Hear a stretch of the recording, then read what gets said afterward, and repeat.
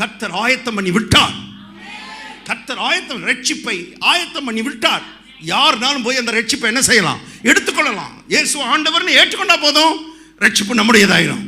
சமாதானம் ஆயத்தம் பண்ணப்பட்டு விட்டது. யாருனாலும் அந்த சமாதானத்தை எடுத்துக்கொள்ளலாம். சந்தோஷம் உனக்காக ஆயத்தம் பண்ணப்பட்டு விட்டது. சந்தோஷத்தை யாருனாலும் போய் எடுத்துக்கொள்ளலாம். தேவ நீதி உனக்கென்று ஆயத்தம் பண்ணப்பட்டு விட்டது, போய் எடுத்துக்கொள்ளலாம். சுகம் உனக்காக ஆயத்தம் பண்ணப்பட்டு விட்டது. பலன் உனக்காக ஆயத்தம் பண்ணப்பட்டு விட்டது. செழிப்பு உனக்காக ஆயத்தம் பண்ணப்பட்டு விட்டது. ஐஸ்வர்யம் உனக்காக ஆயத்தம் பண்ணப்பட்டு விட்டது. எல்லாத்தையும் கர்த்தர் ஆயத்தம் பண்ணி வச்சிருக்கிறார். போய் அதை என்ன செய்? எடு. அவர் செய்வார், அவர் செய்வார், அவர் செய்வார், அவர் செய். காத்துக்கிட்டு இருக்கேன். உலகம் முழுது இதான். காத்துக்கிட்டு இருக்கேன் பிரதர். காத்துக்கிட்டு இருக்காத, எழும்பு.